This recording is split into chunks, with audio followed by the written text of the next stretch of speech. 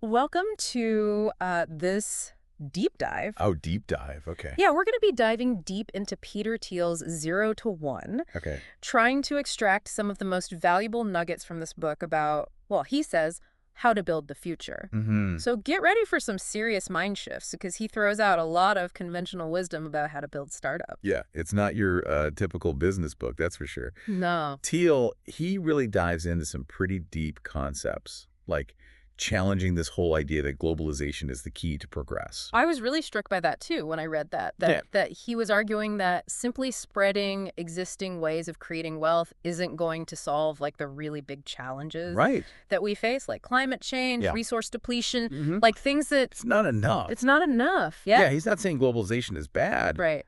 but it's not enough on its own. Right. We need new technologies, new inventions to create a truly better future. If we just keep doing things the same way, we're not really progressing. Right. We're just scaling up existing problems. He uses a great example of Yeah. China, their energy production. Mm. You know, if they just double their energy production using the current methods that they're using, they'll double their pollution. Right. So it's not A exactly lot of win. Yeah, not a win for the planet. Yeah. And it makes you think about where is true innovation needed? Absolutely. Yeah. Not Like just renewable energy, Yeah. sustainable agriculture, even things like space exploration. Yeah. Like we need those groundbreaking advances, Yeah. not just incremental improvement. Okay, so globalization isn't the answer. Right. But then he goes on to say that monopolies are actually a good thing. Yeah. I mean, isn't that like the opposite of kind of blows your mind a little bit. of what we're usually taught? Yeah, it goes against everything we think we know about competition. Right. Right. But his argument is that companies with a true monopoly, meaning they're so good at what they do that no one can compete, are actually the ones that can drive real progress. How so? I mean, Yeah. aren't monopolies supposed to stifle innovation? That's the common perception. Right. But Thiel says no, it's the opposite. Okay. When you have a monopoly, you have the resources Okay. and the long-term vision to invest in these truly ambitious projects.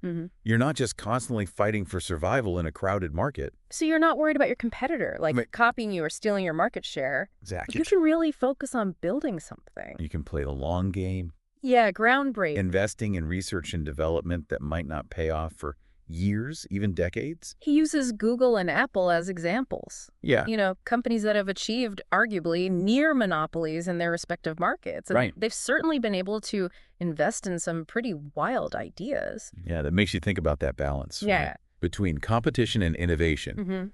Too much competition, and it becomes a race to the bottom, where everyone's just trying to undercut each other on price. Right, right. But when you have a company that dominates the market, they can afford to invest in the long term Yeah. and developing new technologies. Yeah. That could benefit everyone. It's a really fascinating perspective. Yeah.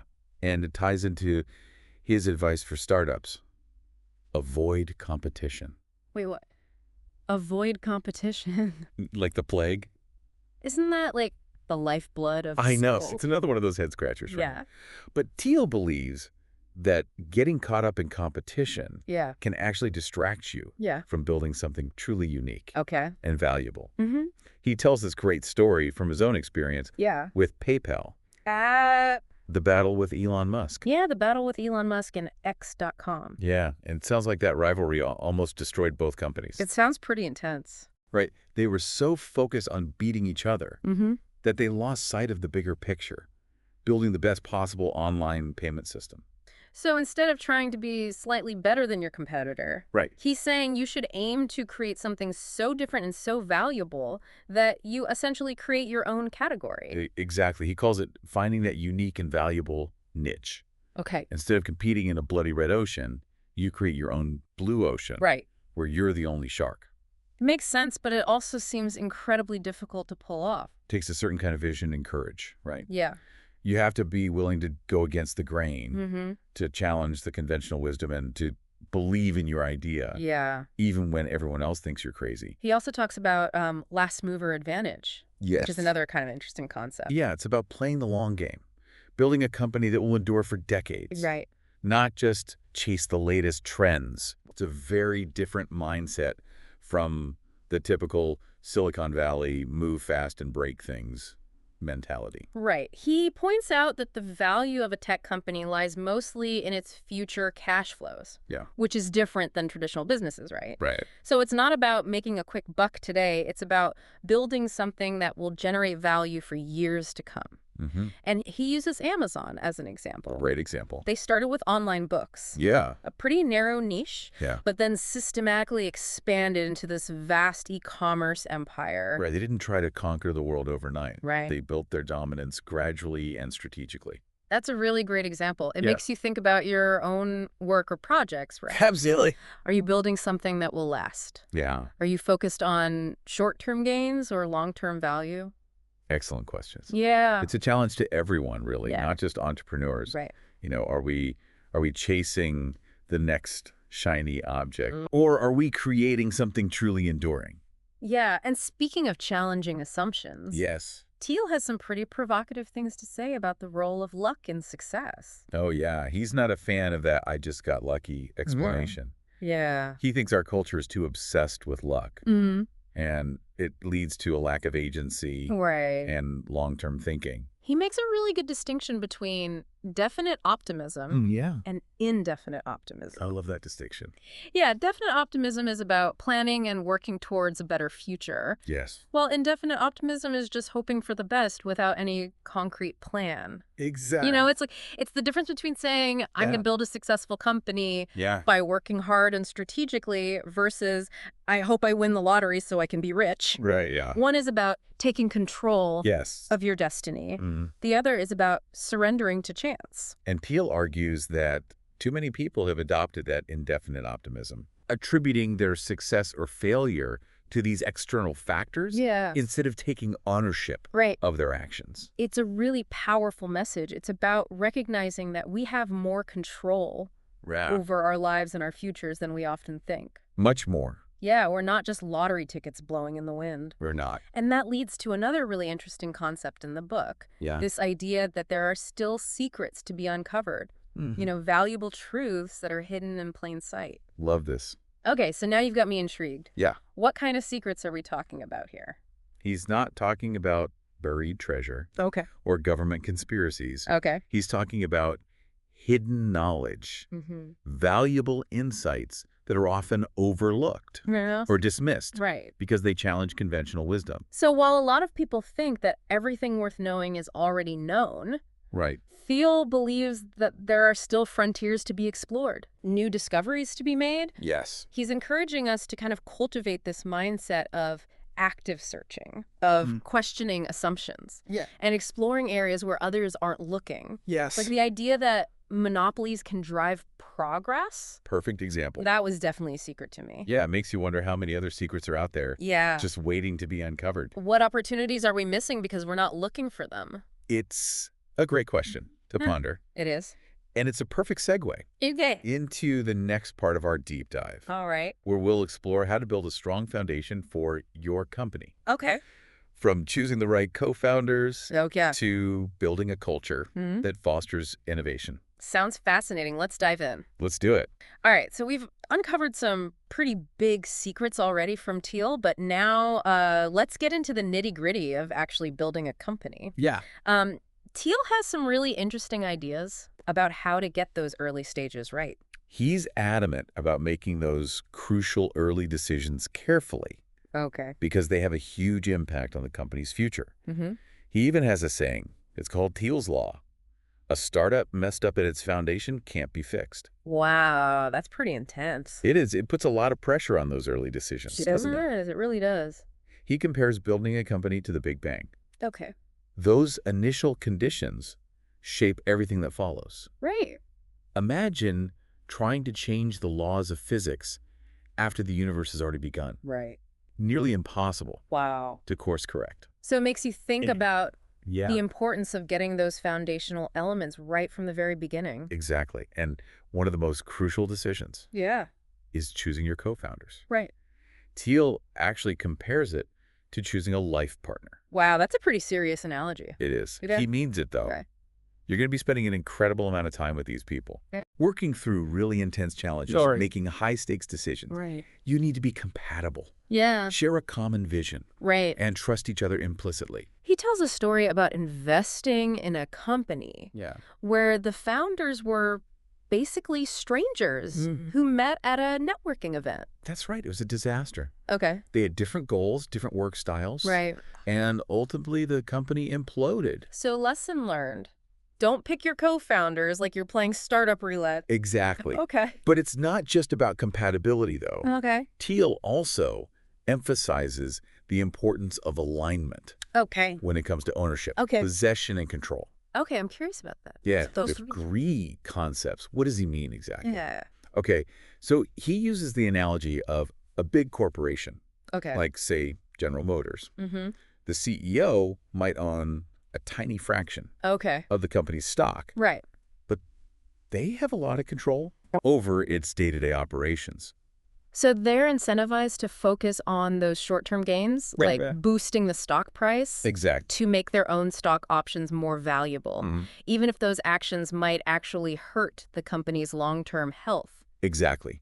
They're more concerned with possession, Okay. with maintaining their position of power, Right. than with maximizing the value of their ownership. Okay, so in a startup, though, Yeah. the founders typically have both ownership and possession, right? Right. They're both the major shareholders Right. and the ones calling the shots. Okay. So that alignment is crucial, Uh-huh. especially in the early stages. Makes sense. Everyone's pulling in the same direction, Oh, okay. focused on building long-term value. But what happens when that alignment starts to break down, say, as the company grows and brings in more people? Thiel has some pretty strong opinions about compensation, right? He does. Yeah. He actually advocates for relatively low CEO salaries Okay. in early-stage startups. Low salaries, Yeah. especially in Silicon Valley, I know. where everyone seems to be chasing those massive paychecks. I know, it's counterintuitive, right? Yeah.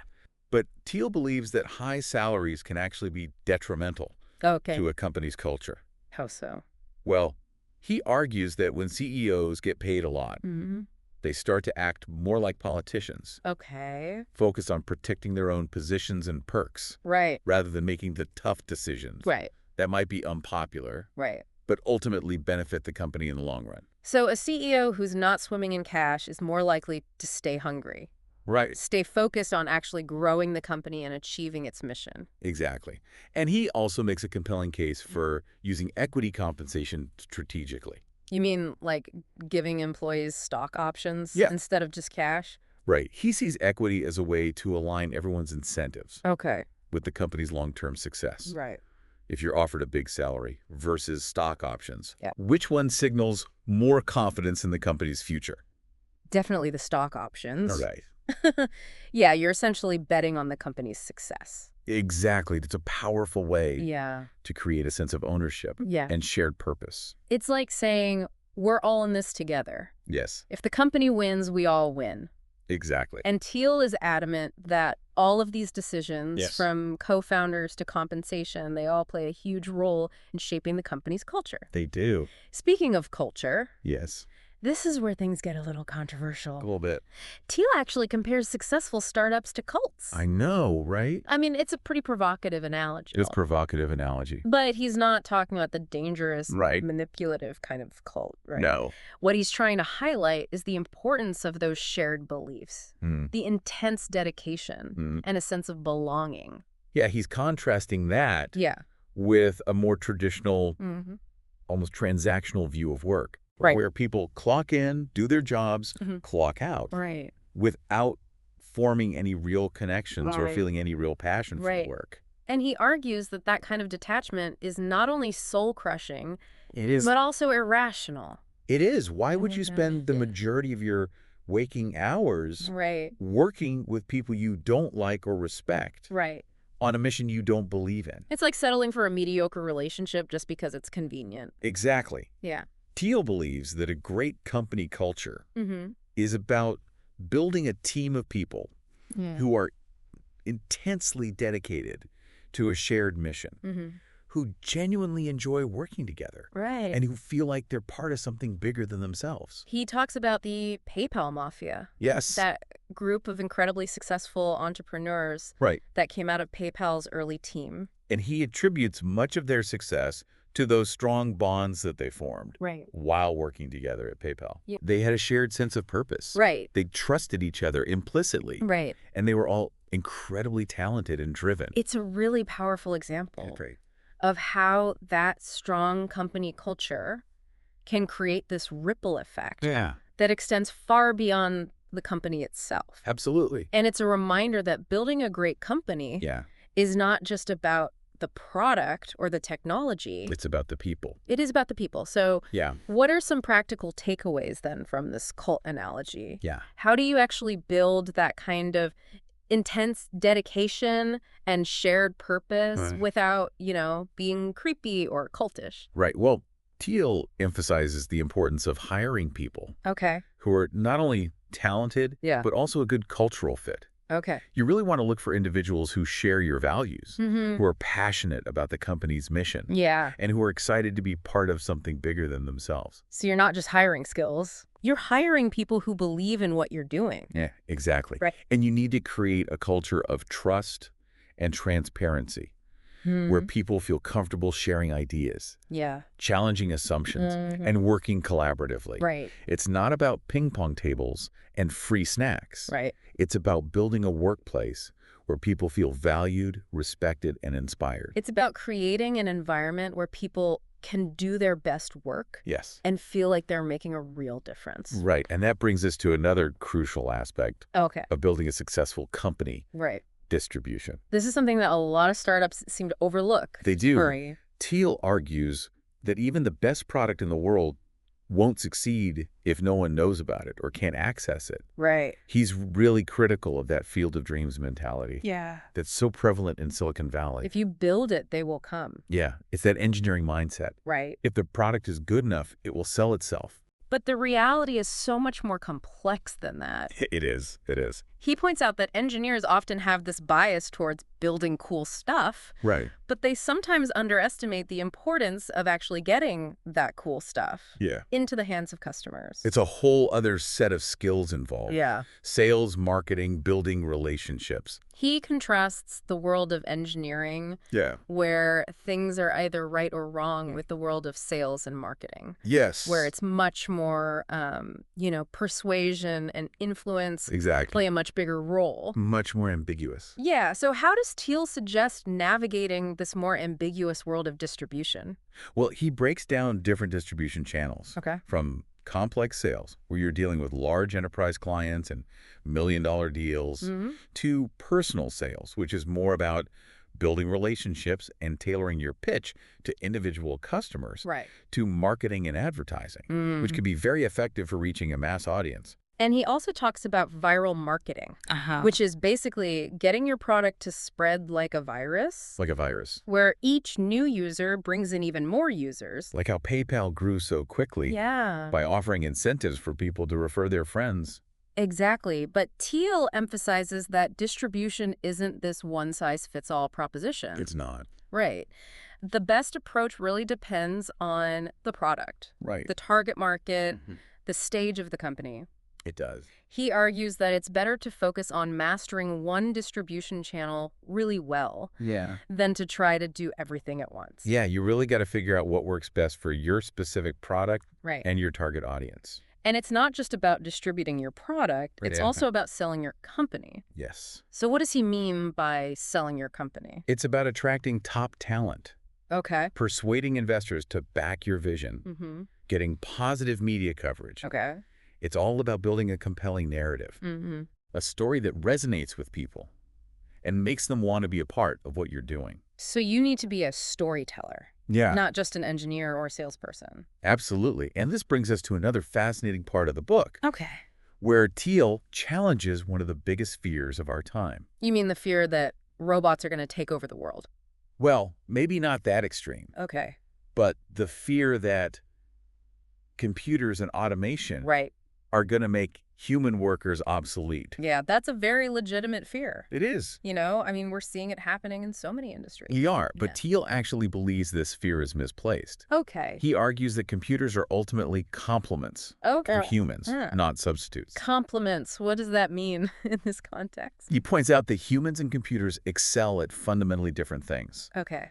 We humans were good at creativity, judgment, complex decision-making, emotional intelligence. Right.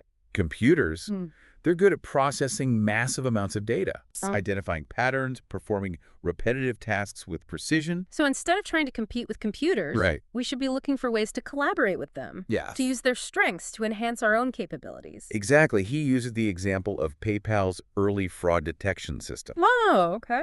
They used a combination of machine learning and human analysts Right. to identify and stop fraudulent transactions. So the computers could analyze vast amounts of data, Yes. flag suspicious activity, but it was the human analysts who ultimately made the final decisions Right. about which transactions to block. It was a true partnership, Yeah. leveraging the best of both worlds. And Thiel believes that this kind of human-computer collaboration is the key to solving some of the world's most challenging problems. Like a sloop. From developing new energy sources to curing diseases to, yes, even exploring space. To space. So instead of fearing the rise of the machines, Yeah. we should be thinking about how we can work with them to create a better future. Precisely. It's about seeing computers not as threats, but as powerful tools that can help us achieve things we could never achieve on our own. And that leads to another fascinating chapter Okay. where Thiel dissects the rise and fall of the clean tech bubble. Yes. That was a period of just immense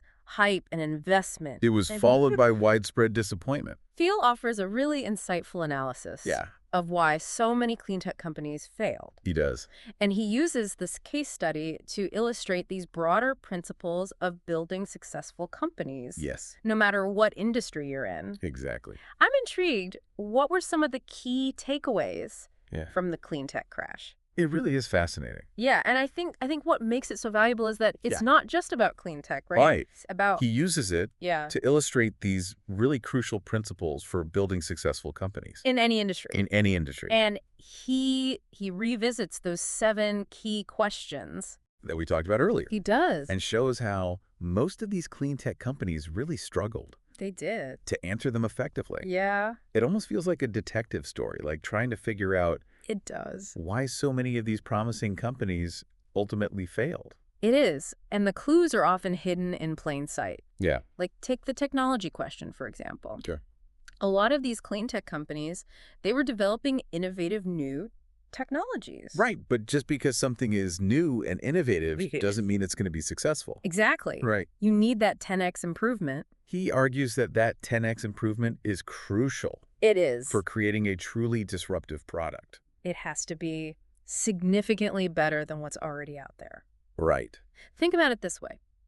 Would you switch to a new phone Yeah, if it was only 10% faster than your current phone?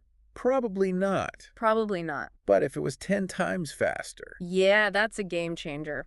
So a lot of these clean tech companies, they kind of found themselves in this awkward middle ground Yeah, where their technologies were good, right. but not game-changing. They weren't enough to like really disrupt those markets. And they were competing against these established players Right. with these deeply entrenched infrastructure and distribution networks. And they often overestimated the size and the readiness of the market, right? I did. They assumed that everybody was just waiting for that clean energy solution. Right. But the reality was much more complex than that. It was. You know, the economics of clean energy were still challenging. Consumer behavior was slow to change. Yeah. And Thiel points out Yeah. that entering a slow-moving market can be a good strategy, Okay. but only if you have a very clear and realistic plan Yeah. for taking it over. You have to have some sort of sustainable competitive advantage, Right. a way to differentiate yourself and really build that loyal customer base. Exactly. And that's where a lot of clean tech companies faltered. Yeah. They lack that clear path to dominance, Right. a strategy for becoming the last mover Right. In their niche. in their niche. And they also, I think they fell into the trap of competing in these overly broad markets, right? Yes. Defining their market as clean energy or renewable energy, which are Huge. Massive. Multi-billion-dollar industries. It's almost like they were trying to boil the ocean. It is. It is. Right? They were competing against everyone. Yeah, competing against everybody. From giant oil and gas companies to tiny startups. It's a recipe for just intense competition. It is. Which often leads to this race to the bottom. Yes. Where everyone's just trying to undercut each other on price. And Thiel, he's a big believer in finding a niche. Right. A specific problem that you can solve better than anyone else. Right. And then building a monopoly in that niche. He would probably say that trying to compete in the clean energy market is like trying to compete in the transportation market. Exactly. Gotta be much more specific, right? Gotta be much more specific. Are you building electric cars, solar panels, wind turbines, biofuels? Right. Each of those is a distinct market with its own unique dynamics. Exactly. And then there's the leadership aspect, right? Yes. Thiel criticizes the fact that a lot of these clean tech companies were run by what he calls salesman executives, right, rather than true technologists. And he believes that the best technology companies are built by people who are deeply passionate about technology. Right.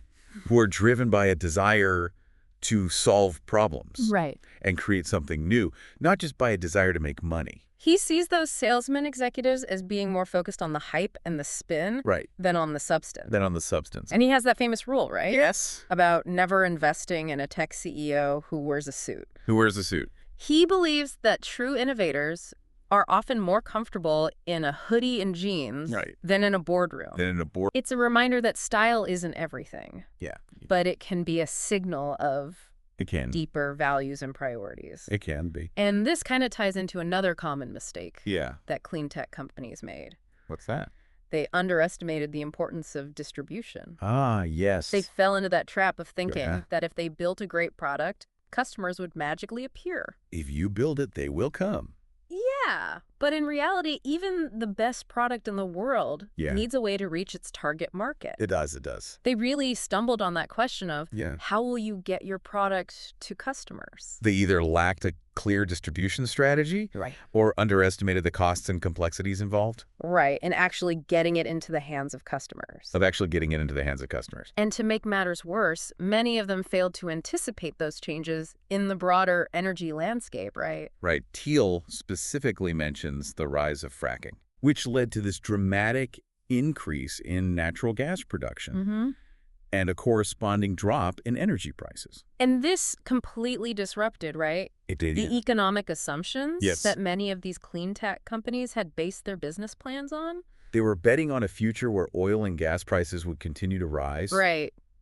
But that's not what happened. It's not what happened. So the clean tech bubble wasn't just about this irrational exuberance or bad timing. It was a case study. It was really in how not to answer those fundamental questions about building a successful company. And Thiel's analysis is so valuable. It is. Because it really does apply to any industry. It's not just clean tech. Whether you're building the next social media platform, a revolutionary new medical device, or even just starting a small business. Right. Those 7 questions are still relevant. It's a reminder that building a successful company requires more than just a good idea or a passion for, making the world a better place. It requires a deep understanding of your market, a focus on building a truly differentiated product. Right.